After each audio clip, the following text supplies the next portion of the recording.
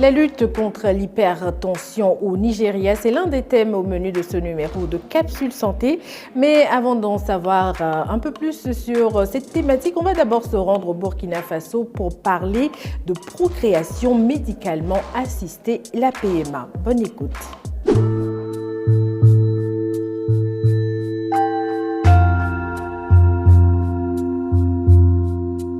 Dans le monde, une personne sur 6 est confrontée à l'infertilité au cours de sa vie, selon l'OMS, qui présente l'infertilité comme une maladie du système reproducteur masculin ou féminin définie par l'incapacité d'obtenir une grossesse après 12 mois ou plus de rapports sexuels réguliers non protégés.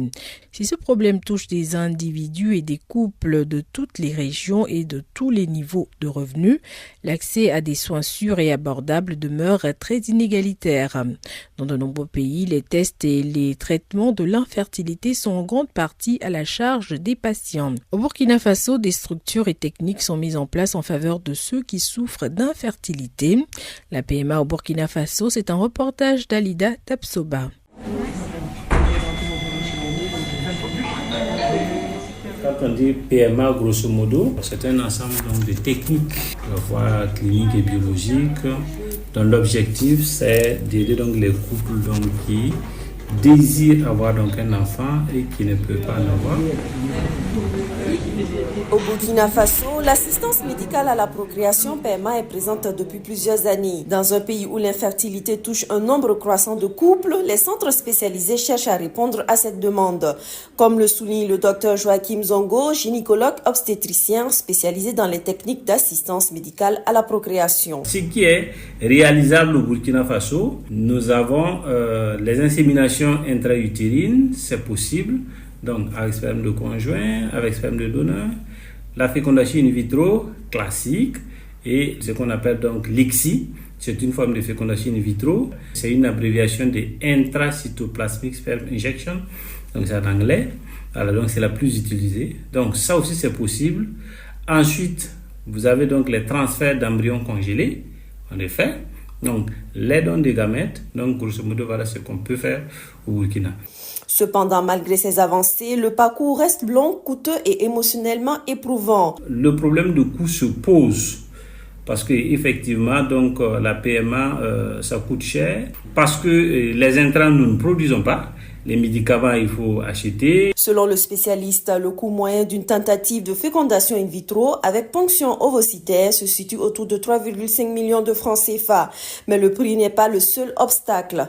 L'accès au traitement reste difficile non seulement au Burkina Faso, mais dans d'autres pays également. Les contraintes sécuritaires et la distance compliquent la prise en charge, notamment pour les patients des provinces où suivre les protocoles médicaux devient un vrai défi. On a des collègues qui sont sur place et qui peuvent en fait donc débuter certains traitements. On essaie de voir, voilà, comme vous n'êtes pas disponible pour pouvoir donc venir à temps, on peut faire juste donc une échographie, alors demander à un collègue donc de faire et puis bon voilà, il nous envoie les images, si ça nous satisfait, alors le patient peut commencer ce traitement et puis bon, tout en essayant donc de s'organiser pour qu'au prochain rendez-vous, s'il y a possibilité, en fait, qu'il vienne. Outre les contraintes financières et géographiques, le succès des tentatives de fécondation in vitro dépend d'éléments strictement médicaux. La qualité des ovules, celle des spermatozoïdes, l'âge de la femme et certaines maladies comme l'endométriose.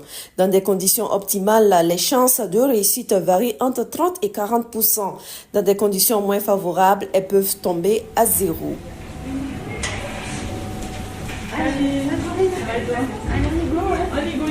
C'est ma collègue.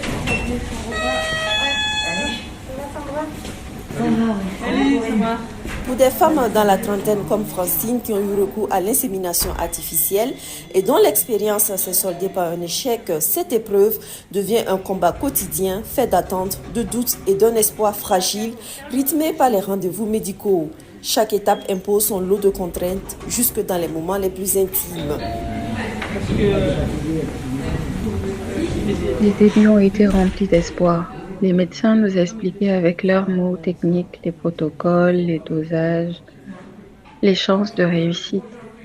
De notre côté, nous suivions tout à la lettre, les traitements hormonaux, les injections, les moments précis où il fallait avoir des rapports sexuels, même quand ni l'un ni l'autre n'en avait vraiment envie.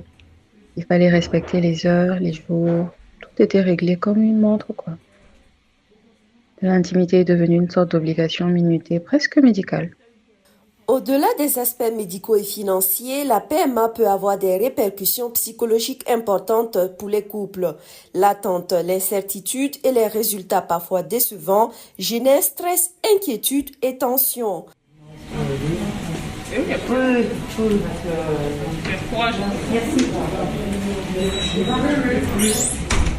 Olivia Kagambega est doctorante en psychologie.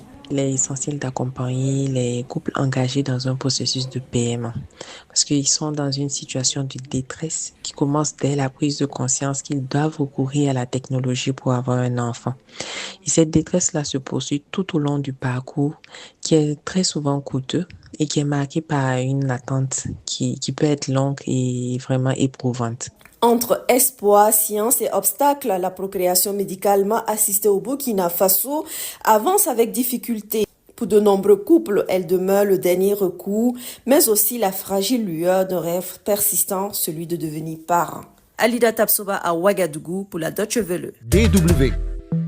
Capsule santé, deuxième partie, on va se rendre à présent au Nigeria. Selon la Fédération mondiale du cœur, l'hypertension est le premier facteur de risque de décès dans le monde, responsable de la moitié environ des décès liés aux maladies cardiaques et aux accidents vasculaires cérébraux.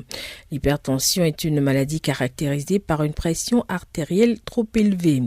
La pression artérielle est la résultante physique de l'éjection du sang par le cœur dans les vaisseaux sanguins.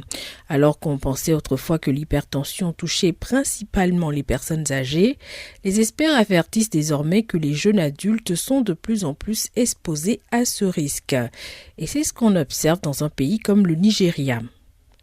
À 26 ans, Esse Odogu a été diagnostiqué hypertendu et vit avec cette maladie depuis lors. One of the things I started noticing was my hair falling out.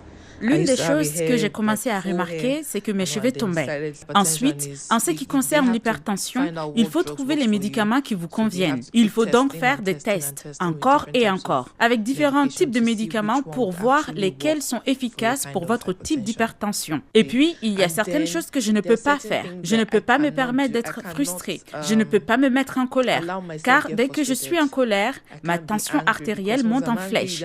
Il y a aussi certains aliments que je ne peux pas manger.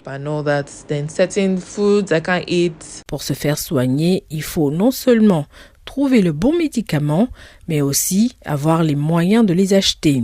Certaines personnes ont la chance de n'avoir besoin que d'un seul médicament pour les aider. Moi, j'en prends 3. Donc, parfois, je dépense entre 11 000 et 12 000 naira pour certains médicaments.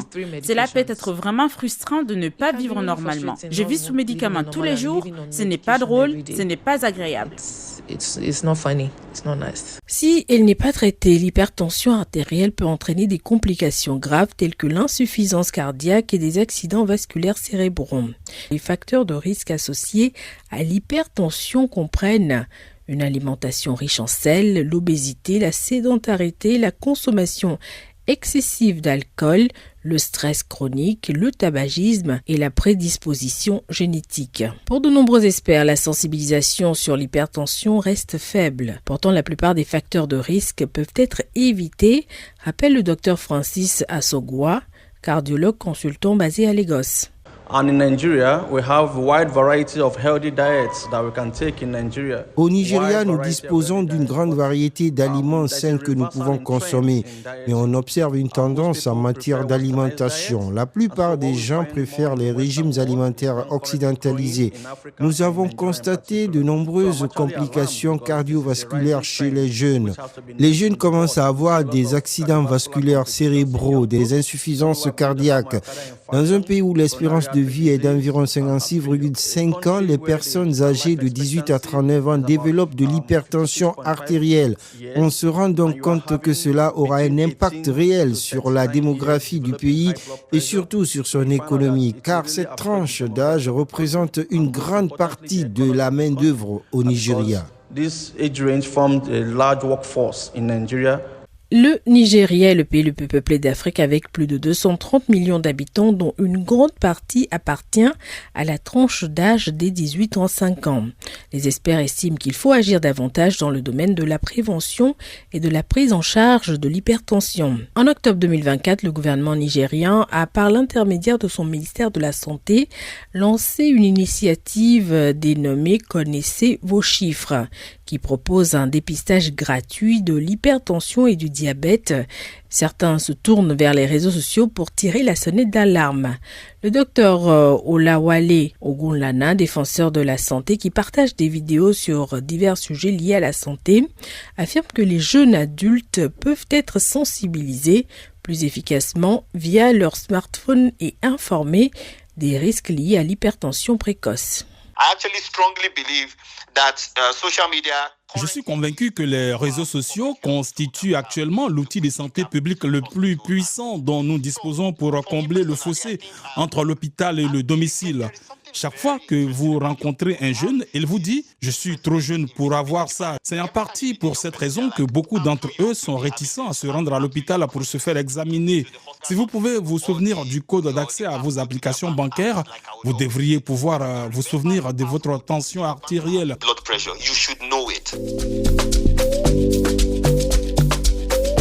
Et c'est déjà la fin de ce numéro de Capsule Santé. Merci pour l'écoute et merci aussi à Olisa Chikuama pour le sujet sur l'hypertension au Nigeria. Si vous souhaitez réécouter ce magazine, rendez-vous sur les différentes plateformes de podcast et aussi sur notre site internet www.com/français.